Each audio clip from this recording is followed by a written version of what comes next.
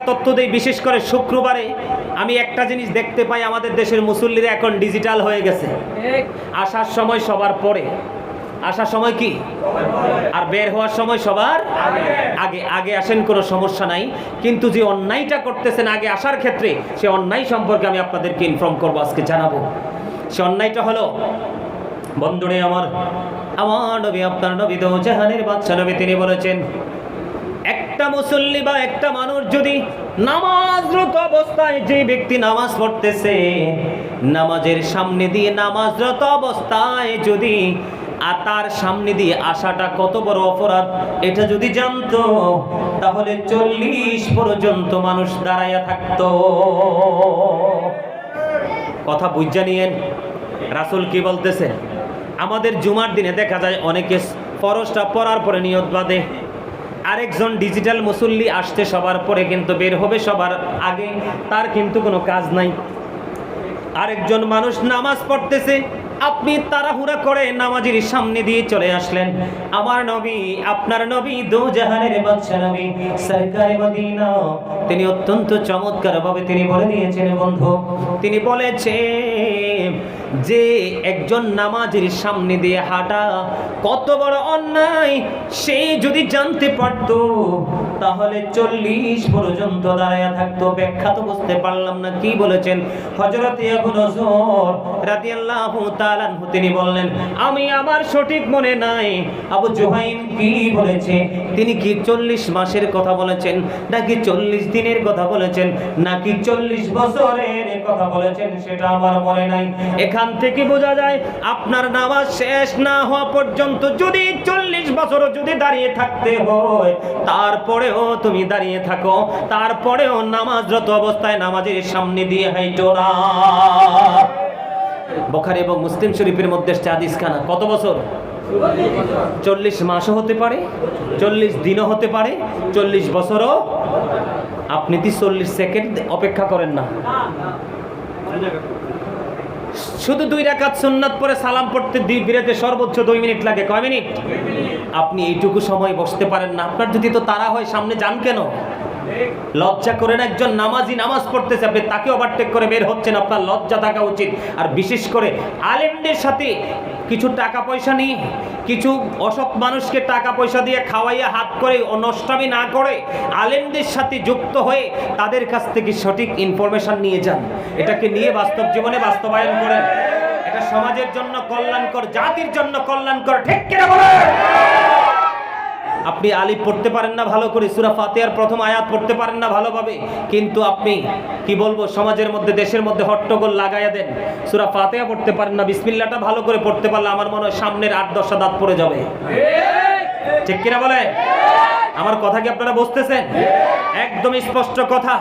আপনাদের যদি মসজিদে নামাজি নামাজ পড়া অবস্থায় যদি আগে আগে আপনাদের বের হওয়ার মনস্থ থাকে, তাহলে আপনারা, আমি আজকে হাত জোর করে অনুরোধ করব, আপনার মতো মুসল্লির সামনে যাবেন না, একবার লাস্ট কাতারে বসবেন। কারণ আপনার জন্য ওটির গোস্ত নসিবে নাই, আপনার জন্য নসিবে আছে পৌঁছা ডিম। কি কথা কি খারাপ বললাম? আমি হাদিস শরীফের দিকে ইঙ্গিত করে কথা বলেছি, সেই দৃষ্টিভঙ্গিতে কথা বলেছি। কারণ যেই ব্যক্তি প্রথম কাতারে বসবে, ওনার আমল নামায় উট কুরবানির সওয়াব। আর যিনি লাস্ট কাতারে বসবে, ইমাম সাহেব যখন খুতবা দিয়ে দাঁড়াইয়া যাবে, তার ডিমও তার কিসমতে নাই। কি নাই? ইমাম সাহেব যখন খুতবা দেওয়ার জন্য মিম্বরে দাঁড়িয়ে যাবে, তখন দেখবেন অনেক মুসল্লি কিন্তু পারাপারি করে আরেকজনের কাঁধে ভোট দিয়ে সে সামনে যাইতে চায় না। কিন্তু সে সামনে গেলে লাভ হবে কি? মিস্টেক তো করে ফেলেছে। তার কারণ ওই যে ফেরেশতারা যেই ডায়েরি মেনটেন করে, ক্রমিক নং অনুযায়ী, রোল নাম্বার অনুযায়ী 1, 2, 3 করে যে সিরিয়াল মেনটেন করে, যখন ইমাম সাহেব খুতবা দেওয়ার জন্য মিম্বরে দাঁড়িয়ে যায়, তখন কিন্তু খুতবা শোনার জন্য ডায়েরিটা ক্লোজ করে দেয়। তার মানে আপনার আজকে নামটা লিস্টে আসলো। আমি আপনাদেরকে বলছি, যদি সবার আগে আগে জুমার নামাজ সালাম ফিরিয়ে বের হওয়ার খেয়াল থাকে, আজকে বললাম আপনারা সামনে যাবেন না। কারণ সামনে যদি যান, তাহলে আপনাদের যে কি পরিণত হবে, এ হাদিস শরীফ থেকেই বোঝা যায়। আর এত তাড়াহুড়া কিসের? আল্লাহর হাবিব বলেছেন, বন্ধুরে আমার, জুমার দিনে কেউ যদি সবার আগে মসজিদে প্রবেশ করে এবং সবার পরে যদি জান্নাতের বাগান থেকে বের হয়, সে যখন বের হয়ে তার বাড়ির দিকে রওনা দিবে, যার যত বেশি কদম লাগবে সে তত বেশি বেনিফিট পাবে, সওয়াব পাবে। আমার নবী, আপনার নবী সরকারে মদিনা, তিনি বলেছেন যত সবার আগে মসজিদে ঢুকবে সবার পরে বের হবে, যখন বাইর হয়ে সে বাড়ির দিকে রওনা দিবে, প্রত্যেকটা কদমের বিনিময় তার আমলনামায় 1 বছরের নফল ইবাদতের সওয়াব দেওয়া হবে। আর জুমার দিনটা হলো সাইয়্যিদুল আইয়াম, শ্রেষ্ঠ দিন, সব দিনের চাইতে দামি। এই দিনে মহাব্বত করে বেশি বেশি করে নফল ইবাদত করবেন। বিশেষ করে জুমার দিনে 80 বার নবীকে ভালোবেসে দরুদ পড়বেন। 80 বছরের সগীরা গুনাহ আমার আল্লাহ মাফ করে দিবে। বন্ধুরি আমার, দাইলামি শরীফের মধ্যে এসেছে হযরতে আনাস রাদিয়াল্লাহু তাআলা আনহু থেকে বর্ণিত, আমার নবী, আপনার নবী, তিনি জানিয়ে দিয়েছে কেউ যদি নবীকে ভালোবেসে প্রতিদিন 1000 বার দরুদ পড়তে পারে, জান্নাত না দেখা পর্যন্ত তার মরণ হবে না। আমার আল্লাহর কাছে সবচেয়ে প্রিয় কাজ সময় মতো নামাজ পড়া। কি করা? মা বাবার সাথে ভালো আচরণ করা, সত্যের জন্য, দিনের জন্য, দিনকে প্রতিষ্ঠিত করার জন্য শহীদ হওয়া, যুদ্ধ করা। এখন যখন বিরিয়ানির প্যাকেট পায়, পাঞ্জাবি পায়, 500 টাকার নতুন নতুন নোট পায়, রাতের অন্ধকারে কিছু পাওয়ার প্রলোভন আসে, তখন ইসলাম তো না, সে নিজের কথাও ভুলে যায়। কিনা বলে? এটা 100% অসুস্থ। এটা বাঁচলেও কোনো লাভ নাই, মরলেও কোনো লাভ নাই। ঠিক কিনা বলেন? ইমানদার বাঁচলেও লাভ, মরলেও লাভ রে। ইমানদার যত বেশি বাঁচবে তত বেশি নেক কাজ করবে। ঠিক কিনা বলে? আরো জোরে। আমার কথা কি বুঝে আসে? আপনাদের মাঝে ফাঁসি দিয়ে মারা যায় না, আত্মহত্যা করে না? আরো জোরে কোন কি করে? আপনাদেরকে আমি বলে দিতে চাই ছোট্ট করে আরেকটা বিষয় বলবো নি, সময় হইব, সময় হইব হইব বলে আরেকটা কইতাম, সবাই শুনবেন। বন্ধুরে আমার, এই পৃথিবীটা হলো দুঃখের জায়গা, কষ্টের জায়গা, যন্ত্রণার জায়গা। এই দুঃখ, কষ্ট, যন্ত্রণা পাওয়ার পরে মুমিন ধৈর্য ধারণ করা তাদের জন্য ওয়াজিব। কি একটু আগে বলেছিলেন আলহামদুলিল্লাহিল্লাযী খালাকাল মাউতা ওয়াল হায়াতা লিয়াবলুওয়ান-নাস। প্রশংসা আল্লাহর জন্য, যিনি জীবন সৃষ্টি করেছেন, মৃত্যু সৃষ্টি করেছেন মানুষকে পরীক্ষা করার জন্য। তোমরা কেন বোঝো না এই পৃথিবীটা হলো আমাদের জন্য পরীক্ষার হল। মুমিন কোনদিন 1 কোটি দুশমন যদি তার এগেইনস্টে দাঁড়িয়ে যায়, মুমিন কখনোই ভয় পায় না, কারণ মুমিনের কলবে আল্লাহর বসবাস। ঠিক কিনা বলেন?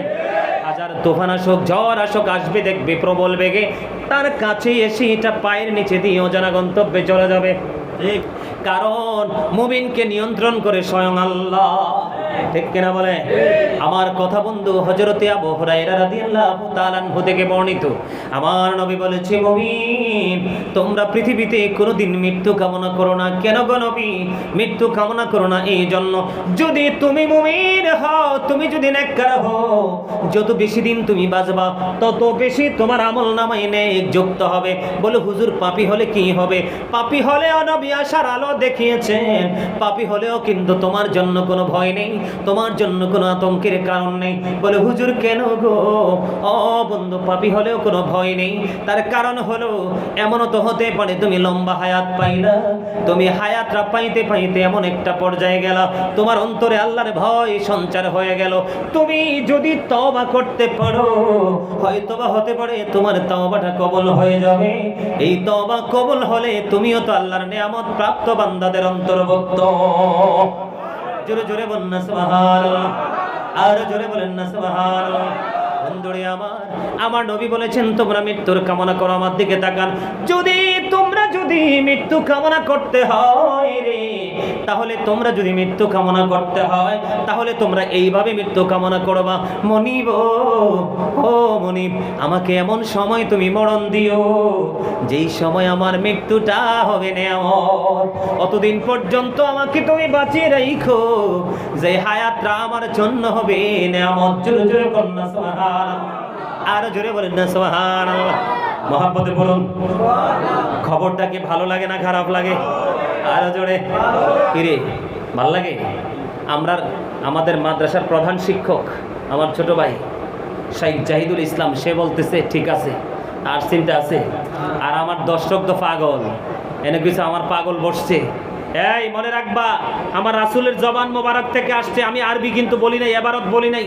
চাইলে আমি তোমাদেরকে এবারত থেকে ট্রান্সলেশন করতে পারতাম, কেন বলি নাই? কারণ সময় খুবই অল্প, আলোচনা অনেক বেশি, ঠিক কিনা? আমার নবী বলেছেন, আমার প্রেমিকদেরকে ভালোবাসা মানি আমাকে ভালোবাসা, আর আমার ভালোবাসাই আমার আল্লাহকে ভালোবাসা। আর আল্লাহকে যারা ভালোবাসবে তার ঠিকানা কোথায়? জান্নাত। আমার প্রেমিকদের সাথে দুশ্মনী করা মানি আমি নবীর সাথে দুশ্মনী করা, আর আমি নবীর সাথে দুশ্মনী করা মানি আল্লাহর সাথে দুশ্মনী করা। আর আল্লাহর সাথে যারা দুশ্মনী করবে তাদের ঠিকানা কোথায়? জোরে জোরে বলেন নাউজুবিল্লাহ। এই জন্য হক্কানি আলেম নবীর প্রেমিকদেরকে ভালোবাসো। টাকা দিতে হবে না, পয়সা দিতে হবে না, রাস্তার মোড়ে দাঁড়িয়ে শুধু একটা সালাম দিবা। কাল কিয়ামতের দিন তোমার এই সালাম কাজে লেগে যাবে রে। কেমন করে কাজে লাগবে গো হুজুর? তোমাকে আল্লাহ বাঁচানোর জন্য উসিলা খুঁজবে, কারণ আমার আল্লাহ জানে তোমার সিনাই ছিল আমার নবীর ভালোবাসা। জোরে জোরে আর জোরে। আল্লাহ বলবে, তোর কোনো কি ভালোবাসা নাই? যেটা প্রশ্ন করবে সেটাই না, যেটা প্রশ্ন করবে সেটাই না, যেটা প্রশ্ন করবে সেটাই না। সর্বশেষে তিনি বলবে, মনিব, একটা প্রেম আমার সিনায় মজুদ করে রেখেছি, একটু করে বলো না তোমার প্রেমটা কি আল্লাহ জানে কে জানে না? মনিব, আমি তাকে যতটুকু জেনেছি তোমার হাবিবুল্লাহর প্রেমিক। আমি বিশ্বাস করেছিলাম ওনাকে ভালোবাসলে আমার নবীকে পাবো, নবীকে পাইলে তোমাকে পাওয়া একেবারে সোজা। নবীর ভালোবাসার মধ্যেই তোমার ভালোবাসা নিহিত, কোরআন থেকে দলিল দিয়েছিল। সেই দিন থেকে ভালোবেসেছিলাম। আমি শুধু খেয়াল করতাম সেই আলেম কোন রাস্তা দিয়ে বের হবে, আমি আর কিছু করব না। বুক বড় ভালোবাসা নিয়ে তাকে সালাম দিব গো। আমার নবী সেই সালামের বিনিময়ে তোমাকে জান্নাতে পৌঁছে দেবে। কারণ আল্লাহ রাব্বুল আলামিন বলেছেন, অবতাগু ইলাইহিল উসিলা, তোমরা আমাকে পাওয়ার জন্য উসিলা তালাশ করো। মনিব, সেই উসিলাটা কি?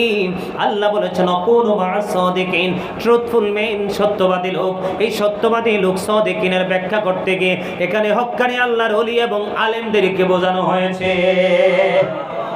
আলেমদের সাথে দুশ্মনী করবা নাকি প্রেম করবা? কোনগুলোর সাথে? সুন্নিগুলার সাথে। কারণ এরা আমল কম করুক বা বেশি করুক, নবীর শান ইজ্জতের চাদর ধরে টান দেয় না। নবীর ইজ্জতের চাদর ধরে টান দিবা, জীবন ধ্বংস হয়ে যাবে, ঠিক কিনা? কিন্তু লাইনচ্যুত হয়ে যাচ্ছে বন্ধু। আরো ভয়ঙ্কর খবর হলো, হযরতে আবু হুরায়রা রাদিয়াল্লাহু তাআলা আনহু থেকে হাদিস কানা বর্ণিত, আমার নবী, আপনার নবী, আমাদের দেশে অনেক মানুষ আছে বন্ধু, পাহাড়ের উপর থেকে লাফ দিয়ে পড়ে মারা যায়, আছে না নাই? আমার নবী জানিয়ে দিয়েছে, যেই ব্যক্তি পাহাড়ের চূড়া থেকে লাফ দিয়ে পড়ে আত্মহত্যা করে, এটা মহাপাপ। সেই জাহান্নামের মধ্যে কিয়ামত পর্যন্ত, জাহান্নামের মধ্যে কিয়ামত পর্যন্ত লাফাইতে থাকবে। এটা হলো অনন্তকালের জন্য তার সাজা। নাউজুবিল্লাহ। আমাদের মাঝে অনেক মানুষ আছে কি ফাঁসি দিয়ে মারা যায়, আছে না নাই? কাল কিয়ামতের দিন বন্ধু দেখতে পাবেন যারা বিষ পান করে এবং ফাঁসি দিয়ে নিজের জীবনকে ধ্বংস করে দিয়েছে, ডেড হয়ে গেছে। হাদিস শরীফের মধ্যে এসেছে, তার কিয়ামত পর্যন্ত তার জাহান্নামের মধ্যে বন্ধু তার গলায় ফাঁসির দড়ি ঝুলানো থাকবে এবং বিষ কন্টিনিউ তাকে পান করানো হবে। নাউজুবিল্লাহ। পৃথিবীর মানুষ একটু কষ্ট পাইলে সহ্য করতে পারো না, যে মানুষ মানুষের জন্য জীবন দেয়, এটা হলো বন্ধু বুদ্ধিহীন মানুষ। জীবন দিবেন কোন মানুষের জন্য? কোন মানুষের জন্য জীবন দিবে? যেই মানুষটা আল্লাহ রাসূলের প্রেমিক, আল্লাহ রাসূলের পাগল, ইসলামের জন্য নিজের জীবনকে কুরবানি করছে, তার সহযোদ্ধা হয়ে জীবন দিবেন, কোনো ভয় নেই। কাল কিয়ামতের দিন বন্ধু আপনি শহীদের মর্যাদা পাবেন। কিন্তু পৃথিবীর নোংরা প্রেম, পৃথিবীর নোংরা লোভের কারণে আপনি আপনার জীবনকে বিসর্জন করে দিলেন, এদের জন্য এই সাজাটা আমার নবী বলে দিয়েছেন বন্ধু। কেউ যদি লোহার কোনো হাতুড়ি দিয়ে যদি আঘাত করতে করতে নিজের জীবনকে ধ্বংস করে দেয়, আমার নবী জানিয়ে দিয়েছেন বন্ধু, ওই ব্যক্তি অনন্তকাল জাহান্নামের মধ্যে লোহা দিয়ে আঘাত করতে থাকবে, এটা হলো তার শাস্তি। আল্লাহ জানিয়ে দিয়েছেন, লা ইয়ামুতু, মরার কোনো সুযোগ নাই, ফিহা ওয়ালা ইয়াহইয়া, বাঁচার কোনো সুযোগ নাই। আল্লাহ বলেছেন, ওয়া হুম আনহা বিগাইবিন, ওখান থেকে পালিয়ে যাওয়ার কোনো সুযোগ নাই। বুঝতে পারছেন? ওয়াজ ওয়াজ কিন্তু সব মানুষের জন্য নয়। ওয়াজ হচ্ছে বিবেকবান মানুষের জন্য, বিবেকহীন মানুষের জন্য নয়। ওয়াজ হচ্ছে সেন্স এবিলিটি সম্পন্ন মানুষের জন্য, ওয়াজ কিন্তু সেন্সলেস মানুষের জন্য নয়। যারা বিবেকবান মানুষ তাদের ব্রেইন এগুলো সেট আপ হবে, বিবেকহীন মানুষ কখনো এগুলো ব্রেইনে ঢুকাতে পারবে? কথা কি বুঝতে পারছেন? তাহলে জীবনকে মায়া করবেন? ওমা করতে হবে না। আপনি জীবন না বাঁচাইলে তো কিছুই বাঁচবে না। কথা বুঝেন নাই আমার? তাহলে আত্মহত্যা করবেন? কাউকে কেউ আত্মহত্যা করবে না। এবং আত্মহত্যা থেকে দূরে রাখার জন্য আপনারা কি করবেন? মানুষকে উৎসাহিত করবেন, চেষ্টা করবেন। এই যে মিজান ভাই আমার পাশে বসে আছে, ওনার মাহফিলে লম্বা সময় থাকবে, কারণ স্টেজ প্রোগ্রাম। তো কি প্রোগ্রাম? Stage programme. পরিবেশ থেকে অন্যরকম, মাইক লাগাবেন একই ইচ্ছা মতো। তখন আপনারা যত চাইবেন ততই আমি আলোচনা শোনাবো। তবে এই পরিবেশটা, যদিও মাদ্রাসার প্রধান উপদেষ্টা আমি চাইছিলাম প্রোগ্রামটা অনেক সুন্দর করে খোলামেলাভাবে আপনাদের সকলের সার্বিক সহযোগিতায় হোক, কিন্তু কেন যেটা ঘরে আসলো আমি জানি না সঠিক তথ্যটা, আসলে সঠিকটা আল্লাহই ভালো জানে। তবে আপনাদেরকে আমি অনুরোধ করবো, আপনারা সবাই সামাজিকভাবে ঐক্যবদ্ধ হয়ে এই জান্নাতের বাগানগুলোকে দেখেন। আমি এখানে বসছি আর আমি আওয়াজ করতেছি, বাইরে দেখেন আমার অনেক যুবক ভাইরা দাঁড়িয়ে আছে, মুরব্বীরা দাঁড়িয়ে আছে। এটা কিন্তু কখনোই কাম্য নয়, ঠিক কিনা বলেন? সম্মানিত উপস্থিতি, আপনারা ইমাম হুসাইন তার সঙ্গী ছিলেন খুবই অল্প, কতজন? 72 জন। আর ইয়াজিদ বাহিনী ছিল অসংখ্য। যুদ্ধে বিজয়ী হয়েছে কে? ইমাম হুসাইন রাদিয়াল্লাহু তাআলা আনহু এবং ওনার সঙ্গী ইয়াজিদ কিন্তু চিরস্থায়ীভাবে পরাজয় বরণ করেছে, ঠিক কিনা বলেন? সম্মানিত উপস্থিতি, আমি আপনাদেরকে বলে দিতে চাই, ওই যে আমি একটু আগে বললাম আত্মহত্যা করবেন না, বেঁচে থাকার চেষ্টা করবেন, বলবো? বন্ধুরে আমার, এক মহিলা কি করলেন? ব্যভিচারের মাধ্যমে সন্তান ধারণ করলেন। সন্তান ধারণ করার পরে তার গর্ভে সন্তান চলে আসলো। সন্তান চলে আসার পরে কথা বলে কে রে? আমি আলোচনা শেষ করে দিচ্ছি, আমার দিকে তাকান। মহিলার পেটে যখন অবৈধভাবে সন্তান পেটে চলে আসলো, আসার পরে মহিলার বাবা তৎকালীন সময় আমার নবীজির কাছে নিয়ে গেলেন, বিস্তারিত খুলে বললেন।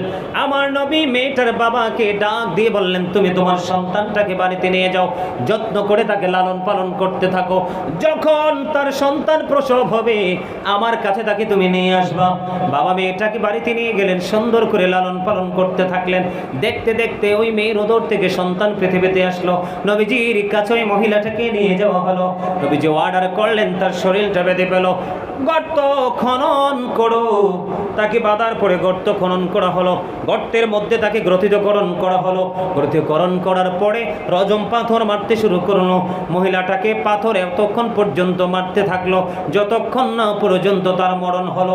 মৃত্যুবরণ করার পরে সকল সাহাবায়ে কেরাম উপস্থিতি আশ্চর্য হয়ে গেল, কে রে ওই মহিলাটার জানাজা পড়াবে? চিন্তার কথা কি কথা না? নবী কিন্তু ডাকি আনলেন। নবী আবার অর্ডার করলেন, কি করলেন? এখন এই মহিলার জানাজা পড়াবে কে? সবচেয়ে মজার খবর হলো, ওই মহিলাকে জানাজার জন্য যখন প্রস্তুত করা হলো, আমার নবীজি তার ইমাম হয়ে যায়। সবাই তো অবাক হয়ে গেল, আশ্চর্য হয়ে গেল। যেই নবীজি অর্ডার করলো রে ওই মহিলাকে পাথর মেরে মেরে ফেলার জন্য, ওই নবীজি কেমন করে তার জানাজা পড়িয়ে দেয়? প্রশ্ন আসে কি আসে না? কেউ আমার নবীকে প্রশ্ন করার সাহস খুঁজে পায় না। বন্ধু, হযরত ওমর ছিলেন অত্যন্ত দূরদর্শী, অত্যন্ত সাহসী। আমার নবীর জন্য তার বাবার কল্লা ফেলে দিছে দেহ থেকে, ঠিক কিনা? ওমরের জীবনের গল্পটা পুরো অন্যরকম বন্ধু, অত্যন্ত নবীর প্রেমিক ছিলেন। বন্ধুরে আমার, এবার হযরত ওমর প্রশ্ন করলেন, ইয়া রাসূলুল্লাহ, ইয়া হাবিবাল্লাহ, নবী গো, ও প্রাণের নবী, জানতে বড় মনে চাই গো, আপনি অর্ডার করলেন তাকে পাথর মেরে মেরে ফেলার জন্য, আবার আপনি অনুমতি দিয়েছেন, ইয়া রাসূলুল্লাহ, তাকে তার জানাজা পড়িয়ে দিলেন। নবী গো, হিসাব তো বুঝতে পারলাম না। এবার আমার নবী একটা ডাক দিয়ে বললেন, ওই মহিলাটা এমন তওবা করেছে যেই তওবাটা মদিনার 70 জন পাপীকে ভাগ করে দিলে 70 জন পাপীর ক্ষমার জন্য যথেষ্ট হয়ে যাবে। তাহলে কি বোঝা গেল? তাওবাতান নাসুহা, খালেস তওবা যদি করতে পারেন তাহলে আপনি বেঁচে থাকলে সবাইকে খাওয়াচ্ছেন, অসুবিধা নাই। আপনার রিজিকের ফয়সালা করবে কে? আল্লাহ। পাঠিয়েছে কে? আল্লাহ। আপনি আল্লাহর উপর ভরসা করতে হবে। আল্লাহর উপর যারা ভরসা রাখে আল্লাহ তাদেরকে পছন্দ করেন। সুবহানাল্লাহ বলবেন না? আরো জোরে বলেন মহাব্বতে। তাহলে মৃত্যু কামনা করা যাবে না। পাপী হয়েছেন তো কি হয়েছে, আল্লাহ না ক্ষমার রাস্তা রাখছে। শুধুমাত্র আখির নবীর উম্মত হওয়ার কারণে মৃত্যুর আগ মুহূর্ত পর্যন্ত তওবা কবুল হওয়ার সম্ভাবনা আছে, ঠিক কিনা বলেন? তাহলে রাসূলকে ভালোবাসবেন তো? রাসূলের প্রেমে বিভোর হয়ে বাস্তব জীবন বাস্তবায়ন করবেন তো? আল্লাহ আমাদের সবাইকে কবুল করে নিক। সকলে বলুন আমিন।